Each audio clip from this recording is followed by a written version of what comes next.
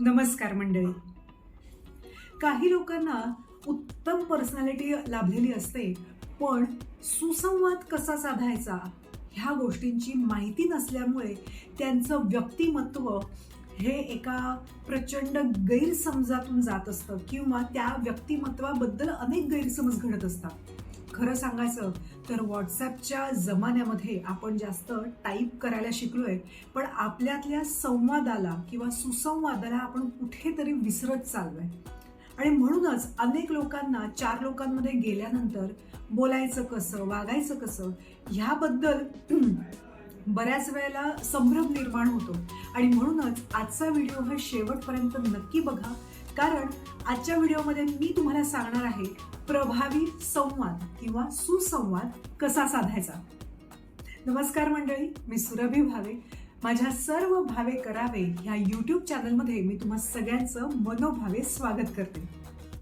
मंडळी, आपल्यापैकी बऱ्याच जणांना एक अनुभव असेल आणि तो म्हणजे बऱ्याच वेळेला आपण आपल्या घरच्यांशी, आपल्या मित्रमंडळींशी, आपल्या कलिग्सशी किंवा कामाच्या ठिकाणी संवाद साधता साधता अचानक तो वादाकडे जातो. तर त्यालाही काही कारण असतात आणि ते कारण मूळ म्हणजे आपल्यातच असतं. याचं कारण आपण आपला अचानक भयानक आवाज वाढवतो, टोन एक वेगळाच लावतो, त्याच्यामुळे अनेक गैरसमज निर्माण होण्याची शक्यता असते. आणि म्हणून आजच्या व्हिडिओमध्ये मी तुम्हाला सांगणार आहे प्रभावी संवाद साधण्याची 4 महत्त्वाचे टूल्स किंवा 4 महत्त्वाच्या गोष्टी. चला तर मग जाणून घेऊया सुसंवाद किंवा संवाद कसा साधायचा. मुद्दा क्रमांक 1, समोरच्याचं ऐकून घ्यायला शिका.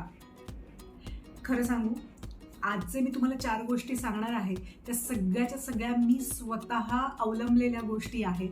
आणि हा माझा मुद्दा ऐकून माझा नवरा हसू शकतो, कारण पूर्वी मला अशी सवय होती, मुळात माझा बडबडा स्वभाव असल्यामुळे मला असं होतं की मी समोरच्याला किती सांगू आणि किती नाही.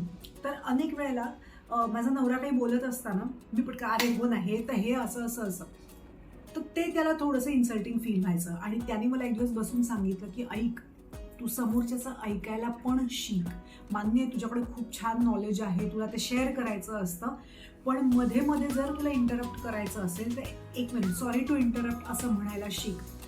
आणि त्यावेळेला मी खरंच सांगते, मला असं वाटलं होतं की अरे हे तर मला आजपर्यंत कोणी सांगितलंच नाही. याचा अर्थ कदाचित मी इतक्या लोकांना मध्ये मध्ये इंटरप्ट केलं असेल की काय.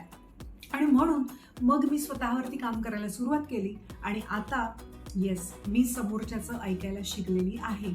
पूर्वीच्या काळात एक म्हण होती की न बोलणाऱ्याचं सोनं पण विकलं जात नाही, पण बोलणाऱ्याचं दगडही विकला जातो.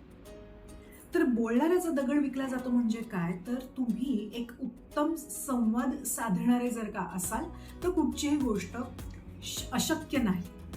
आता हे सर्वच बाबींमध्ये म्हणता येईल. मग ते कुठल्याही प्रकारचं नातं असो, आई वडील, भाऊ बहीण, मित्र, जिवलग, बायको नवरा, हे सगळ्यांनाच हे लागू होतं.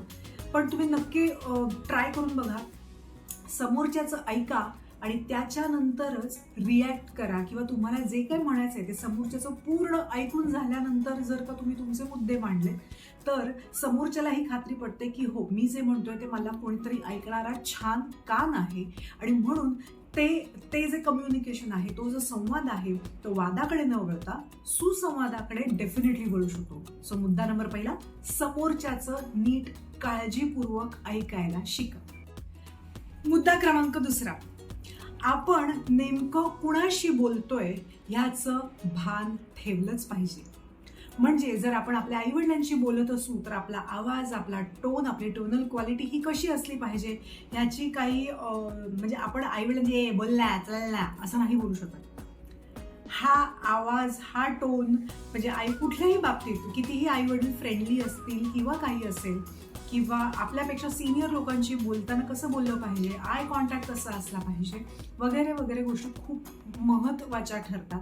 त्यामुळे नवरा बायकोचं एकमेकांशी बोलणं असेल तर ते कसं असलं पाहिजे, किंवा आपण ज्या व्यक्तीशी बोलतोय त्या व्यक्तीचं आणि आपलं नातं काय आहे, त्या व्यक्तीचं वय काय आहे, त्या व्यक्तीचं आणि आपलं काय व्यावसायिक नातं आहे, पर्सनल नातं आहे, ह्या सगळ्या गोष्टी खूप महत्त्वाच्या ठरतात. जसं आपण आपल्या मित्रमैत्रिणींशी बोलतो तसं आपण आपल्या आईवडिलांशी बोलू शकत नाही, आणि जसं आपण आईवडिलांशी बोलतो तसं आपण मित्रमैत्रिणींशी बोलू शकत नाही. काही लोकांचं खूप गल्लत होते की आपण कोणाशी बोलतोय ह्याचं त्यांना भानच राहत नाही, आणि मग त्या संवादाचा थेट परिणाम किंवा त्याचा संवादाचा थेट रूपांतर हे वादात, भांडणात, हाणामारीत होऊन जातं. त्याच्यामुळे बोलताना आपण नेमकं कुणाशी बोलतोय, आपण आपल्या बॉसशी बोलताना आपण कसं बोलतो, किंवा आपल्या ज्युनियर्सशी बोलताना कसं बोलतो, आपल्या सिनियर्सशी बोलताना कसं बोलतो, आणि ह्या सगळ्या गोष्टी खूप महत्त्वाच्या ठरतात. त्यामुळे कुणाशी बोलण्याआधी ही गोष्ट नक्की लक्षात घ्या की त्या व्यक्तीचं आणि तुमचं नातं काय आहे, व्यावसायिक आहे का, किंवा त्या व्यक्तीशी आपण उंच आवाजात बोलण्यामुळे आपलं काही नुकसान होणार आहे का. ॲटलिस्ट बेसिक इतकं तरी आपण विचार बोलताना नक्कीच करू शकतो. आणि म्हणून आपण कुणाशी बोलतोय हे खूप जास्त महत्त्वाचं आहे, जी गोष्ट तुम्ही कायम लक्षात ठेवलीच पाहिजे. मुद्दा क्रमांक 3, आपली शारीरिक हालचाल किंवा ज्याला बॉडी लँग्वेज असं म्हटलं जातं. तर ती बॉडी लँग्वेज आपण बोलताना, एकमेकांशी बोलताना किंवा समोरच्याचं ऐकताना सुद्धा आपली कशी असेल. कधी कधी काही मुवमेंट्स अशा असतात की त्या त्याच्यावर आपला संयम नसतो, आपला कंट्रोल नसतो त्या गोष्टींवरती. काही काही लोक बोलताना खूप असं करतात. मग समोरच्याला वाटतं, जे मी माझ्या बाबतीत घडलं ते सांगते. माझी एक ओळखीची आहे, तर ती बोलताना असं करते, तर ती ऐकतानाही तेच करते. हा तिचा मूळ काय ही लकब आहे तिची. पण समोरच्याला वाटतं की ही नेमकी आपलं ऐकते का नाही ऐकते का, तिला काही फार इंटरेस्ट नाही आहे. किंवा काही जण आता बोलताना ज्याच्याशी आपण, आता मी मिलिटरी स्कूलमध्ये असताना आम्हाला सांगितलं होतं की बोलताना डोळ्यात डोळे घालून बोलायचं. त्याच्यामुळे मी कायमच कुणाशी बोलताना डोळ्यात डोळे घालून बघायचे किंवा बोलायचे. आणि नंतर कळलं की जेव्हा मी माझ्या क्लासरूम्समध्ये किंवा असं काही, जेव्हा मी त्या मिलिटरी स्कूलच्या बाहेर आले आणि एखाद्या मुलाकडे जर का मी अशी बोलत बसले तर त्याचा वेगळाच अर्थ घ्यायचे लोक. आणि म्हणून मी मगाशी जो मुद्दा म्हटला की आपण कुणाशी बोलतोय ह्याचं आपल्याला भान असलंच पाहिजे. त्याच्यामुळे आय कॉन्टॅक्ट हा कितपत ठेवायचा ह्याचीही काही परिमाणं आहेत. जर तुम्हाला हा व्हिडिओ आवडला असेल तर पुढच्या ह्याच्यात मी सिक्रेट्स ऑफ बॉडी लँग्वेज नावाची एक मी सिरीज लिहिली होती. जर तुम्हाला हा व्हिडिओ आवडला असेल तर मला प्लीज कमेंट करून नक्की सांगा. मी पुढचा व्हिडिओ कधीतरी बॉडी लँग्वेजचे काय काय अर्थ निघू शकतात आणि ह्या सगळ्या गोष्टी पण सांगेन. आणि मी जे आता म्हटलं की आपली बॉडी लँग्वेज कधी कधी बोल असं जेव्हा आपण सुरू करतो, किंवा कधीतरी आपण घरी दमून जातो आणि समजा नवऱ्याला किंवा बायकोला काहीतरी महत्त्वाचं बोलायचं आणि आपण बोल, तर तुमची बोलण्याची, ऐकण्याची इच्छा नाही आहे हे त्याच्यावरून कळतं. त्याच्यामुळे आपण काय आपली बॉडी लँग्वेज आहे ते खूप महत्त्वाचं ठरतं एखाद्याशी कम्युनिकेट करताना, एखाद्याशी संवाद साधताना. आता उदाहरण देते. संवाद साधण्याच्या 2 गोष्टी आहेत, एक वन वे कम्युनिकेशन आणि एक 2 वे कम्युनिकेशन. वन वे म्हणजे जे आत्ता मी तुमच्यासोबत करते ते की मी माझी बोलते, तुम्ही सगळे नंतर ऐकणार आहात. किंवा जेव्हा राजकारणी लोक त्यांच्या रॅलीमध्ये सगळ्या मोठ्या प्रमाणात जनसमुदायाला जेव्हा ते संबोधित करत असतात, ते आहे वन वे कम्युनिकेशन. आणि 2 वे किंवा मिनी वेज म्हणजे जेव्हा आपल्याला समोर रिस्पॉन्ड करणारी व्यक्ती ही समोर असते, त्याला म्हणतात 2 वे कम्युनिकेशन. तर आता समजा मी माझ्या मैत्रिणीकडे गेले आणि ती माझ्याशी बोलतीये आणि मी जर का फोनमध्ये असेल, इट्स अ बिग नो. तुमच्याशी कोणी बोलताना तुमच्या हातात फोन हा असलाच नाही पाहिजे, कारण तो त्या समोरच्या माणसाचा इन्सल्ट असतो की तुम्ही त्याचं बोलणं ऐकत नाहीयेत. मग भलेही आपण आपल्या छोट्या मुलांसोबत जरी बोलत असतो तरी प्लीज तो फोन बाजूला ठेवा, कारण ते त्यांच्या डोक्यात कन्फर्म बसतं की आपल्या आईचं किंवा आपल्या वडिलांचं आपल्याकडे लक्ष नाही आहे, किंवा माझं म्हणणं त्यांना तेवढं महत्त्वाचं वाटत नाही आहे. हा असा संदेश आपल्या बॉडी लँग्वेजमधून जात असतो. आणि म्हणून प्रभावी संवाद साधण्यासाठी तुमची बॉडी लँग्वेज ही प्रचंड महत्त्वाची असते. मंडळी, जेव्हा मी बॉडी लँग्वेज म्हणते त्यावेळेला तुमच्या आवाजाचा पोत, आवाजाचा टोन ह्या सुद्धा गोष्टी तितक्याच महत्त्वाच्या आहेत. सांगण्याचा मुद्दा हा आहे की एखाद्याशी संवाद साधताना तुमच्या आवाजाची क्वालिटी म्हणजे पोत किंवा तुमचा आवाज, व्हॉल्यूम ह्या दृष्टीने हाही तितकाच महत्त्वाचा घटक आहे. त्याच्यामुळे आपण कुणाशी बोलतोय त्यानुसार तुम्ही तुमच्या त्या माणसाचे बोलतानाचं अंतर काय आहे किंवा या सगळ्या गोष्टी लक्षात घेऊनच आपल्याला आपला आवाज हा ठेवावा लागतो. आणि खरं सांगू, ह्या सगळ्या गोष्टींचा इफेक्टिव्ह वापर म्हणजेच आम्ही जो अभिनयात करतो, आणि म्हणून मी एवढं अथॉरिटिव्हली सांगू शकते, कारण वेगवेगळे कॅरेक्टर्स करताना तुम्हाला एक वेगळा आवाज लावावा लागतो किंवा ते समोरचं कॅरेक्टर तुमच्यापासून किती जवळ किंवा लांब आहे त्याच्यानुसार तुमचा व्हॉल्यूम ठरवावा लागतो. आणि म्हणून संवाद साधण्यासाठी आवाजाचं तितकंच जास्त महत्त्व आहे. आवाजाच्या महत्त्वावरून मी तुम्हाला एक किस्सा सांगेन. माझा भाऊ आहे, त्याचा आवाजच मुळात असा आहे की तो किती छान बोलला तरी तो आपल्याला ओरडून बोलतोय असं वाटतं.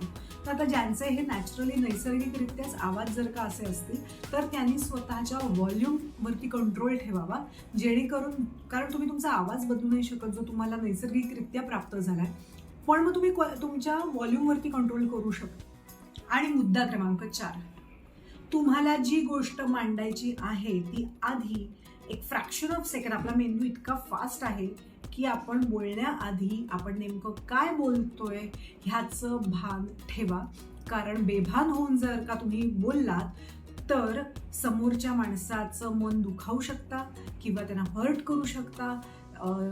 त्याचं रूपांतर विसंवादात होतं किंवा वादामध्ये होऊ शकतं. आणि म्हणून एखाद्याशी बोलताना तुम्हाला नेमकं काय म्हणायचंय हे किमान एक फ्रॅक्शन ऑफ सेकंड स्वतःशी बोलून बघा की हे वाक्य बरोबर बोलतोय का मी, किंवा मी बरोबर बोलतेय का, ह्याचं जरा एक लेखाजोखा घ्या, जेणेकरून समोरच्या माणसाला सुद्धा वाईट वाटणार नाही. कारण माझ्या आसपास मी असे अनेक लोक बघते, बोलून झाल्यानंतर विचार करण्यापेक्षा विचार करून बोललेलं केव्हाही जास्त चांगलं. कारण माझी आजी म्हणायची की बोलताना जपून बोलावं, कारण एकदा का बाण म्हणजे जिभेचा बाण सुटला की त्याला परत घेता येत नाही. मग तुम्ही कितीही प्रयत्न केला तरी त्या समोरच्याचं जर का मन दुखावलेलं असेल तर ते रिपेअर करण्यासाठी तुम्हाला खूप कष्ट घ्यावे लागतात. आणि म्हणून बोलताना आपण नेमकं काय बोलतोय ह्याचं भान ठेवणं खूप गरजेचं आहे. कारण कधी कधी आपल्याला बाकी एक्सटर्नल फॅक्टर्स, बाह्य फॅक्टर्स पण खूप महत्त्वाचे असतात. त्यामुळे आपल्याला बोलताना लक्षात नाही येत पटकन की आपण काय बोलून गेले. पण समोरचा माणूस हा जर का हळवा असेल किंवा समोरच्या माणसाचं आणि तुमचं इक्वेशनच वेगळं असेल आणि तुम्ही पटकन रागाच्या भरात म्हणा किंवा एकदम जड आवाजात आरडाओरडा करून जर का बोलला तर त्या व्यक्तीच्या मनात तुमच्या विषयीचा आदर हा कमी होऊ शकतो. आणि म्हणून बोलताना जरा भान ठेवा. मी माझ्या बाबतीतलं उदाहरण सांगेन. मला माझ्याशी एकदम उंच आवाजात कोणी जर का बोलायला लागलं तर माझ्या डोळ्यात पाणी येतं.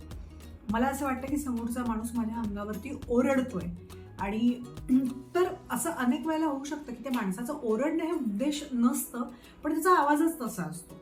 पण तरीही बोलताना काळजी ही घेतलीच पाहिजे. कारण शेवटी एकमेकांची संवाद साधणं, एकमेकांची सुसंवाद साधणं ही आपली आणि समोरच्याची आणि उत्तम समाज स्वास्थ्य राहण्यासाठी सगळ्यांची ती गरज आहे. आणि म्हणून आपल्या मनातल्या भावना व्यक्त केल्याचं पाहिजेत. असे अनेक लोक माझ्या आसपास आहेत की त्यांना सगळ्या गोष्टी मनातच ठेवायच्यात. मला नाही बाबा सांगायचं आहे कुणाला वगैरे. तर त्यांनी प्लीज उत्तम सुसंवाद साधायला लागा, जेणेकरून तुमच्या कुटुंबाचं, पर्यायाने समाजाचं स्वास्थ्य हे उत्तम राहील. आणि म्हणूनच आजचा हा व्हिडिओ करण्याचा प्रपंच. मला खात्री आहे आजचा व्हिडिओ तुम्हाला नक्की आवडला असेल. आणि मी मगाशी म्हटलं तसं जर हा व्हिडिओ आवडला असेल तर प्लीज कमेंट करून सांगा, जेणेकरून मी बॉडी लँग्वेज ह्या विषयावरती डिटेल व्हिडिओ करू शकते. सो मला कळवा. आणि तोपर्यंत काळजी घ्या, सुसंवाद साधा आणि संवाद साधताना ह्या 4 गोष्टींचा नक्की नक्की नक्की वापर करा. आय एम शुअर तुमच्या माणसांना किंवा आपल्या जिल्हगांना, आपल्या मित्रमंडळींना ही गोष्ट नक्की लक्षात येईल की ह्याच्यात किंवा हिच्यात नक्की काहीतरी सुधारणा झाली आहे. कारण हे सगळे गोष्टी मी अवलंबते माझ्या रोजच्या आयुष्यामध्ये. आणि म्हणूनच मी तुम्हाला ठामपणे सांगू शकते की नक्की ह्या 4 टिप्स अवलंबून बघा, तुम्हाला मजा येईल. ह्याचा पार्ट 2 सुद्धा मी करेन, कारण असे अनेक फॅक्टर्स आहेत खरं तर. पण व्हिडिओची लेंथ खूप मोठी होईल आणि ते कदाचित बोरिंगही वाटू शकतं. आणि म्हणून हे आज आपण ह्या 4 मुद्द्यांवरती थांबूया. पुढच्या गुरुवारी भेटूया एका नवीन विषयासह. तोपर्यंत लव यू आणि खूप छान छान राहा, एकमेकांची काळजी घ्या आणि हो, लाईक करा, शेअर करा, सबस्क्राईब करा, सर्व भावे करा आणि हो डावे आणि बेल आयकॉन पण दाबा, जेणेकरून पुढच्या गुरुवारी व्हिडिओ आला की तुम्हाला नोटिफिकेशन नक्की येईल. Okay, love you.